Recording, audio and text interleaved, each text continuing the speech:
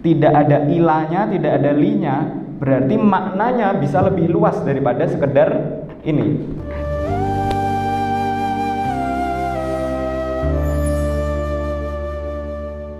Nah, sekarang kita membahas tentang hidayah dulu. Kita bongkar lagi satu-satu ya, hidayah.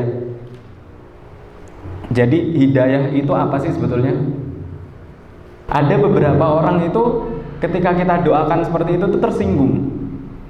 Seakan-akan orangnya tuh sesat. Terus wah, saya doakanlah biar dapat hidayah. Jadi seakan-akan itu sesat.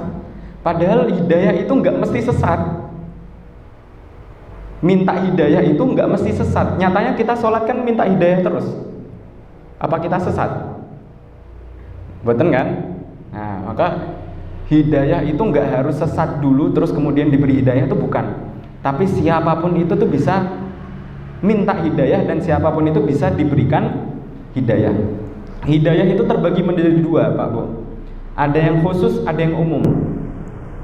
Nah, yang umum itu seperti ayat niki, wa amma samudu fahadainahum fastahabbul ama 'alal huda. Pernah mendengar kisahnya kaum Samud? Nabi Soleh kan diutus ke kaum Samud ya. Kaum Samud itu mempunyai kelebihan memahat batu menjadi sebuah bangunan yang indah. Mereka itu mempunyai kemampuan memahat batu, memahat gunung menjadi bangunan yang luar biasa indahnya. Itu kaum Samud. Kemudian kaum Samud itu diberikan hidayah sama Allah, yang ketika itu wasilahnya Nabi Soleh. Terus pada suatu ketika Nabi Soleh itu memunculkan unta dari batu, ditantang sama orang Samud itu. Weh Nabi Soleh, kalau semisal kamu itu benar-benar Nabi, maka tunjukkanlah ini, bisa nggak kamu bisa melahirkan sesuatu yang hidup dari benda mati ini. Akhirnya Allah menakdirkan batu dibelah, kemudian dalamnya isinya unta, benda yang mati tapi melahirkan makhluk hidup. Tapi singkat cerita, setelah unta ini hidup dan berkelana, terus unta itu berkeliaran di perkampungannya orang-orang Samud itu, untanya malah dibunuh sama orang Samud. Berarti kan fahadainahum, sebetulnya itu mereka sudah diberikan hidayah sama Allah, fastahabbul ama, tapi mereka itu buta terhadap hidayah itu. Udah dikasih hidayah sama Allah, petunjuk sama Allah. Ini sebetulnya agama yang lurus tuh seperti ini, syariat yang benar tuh seperti ini, tapi mereka memilih untuk buta. Fastahabbul ama 'alal huda, mereka buta terhadap hidayah ya. Nah, berarti kaum Samud itu sebetulnya kan diberi hidayah juga, meskipun mereka bukan orang beriman. Berarti orang kafir pun itu juga diberikan hidayah. Orang Samud itu contohnya. Tapi sayangnya orang Samud itu fastahabbul ama 'alal huda, mereka memilih untuk buta terhadap hidayah. Ngerti nggak? Jadi hidayah bisa diberikan juga kepada orang-orang kafir itu. Cuman sayangnya mereka banyak yang tidak sadar dan tidak ambil. Terus inna hadainahus sabila imma syakiran wa imma kafuran. Orang ketika diberikan hidayah itu bisa menjadi orang yang syakir atau bahkan bisa menjadi orang yang kufur. Syakir itu orang yang bersyukur. Kalau kufur berarti lawannya bersyukur. Berarti kufur nikmat. Berarti tandanya hidayah itu bisa dimiliki oleh siapa aja. Tapi orang yang diberikan hidayah ini dikasih pilihan antara dia sadar atau tidak.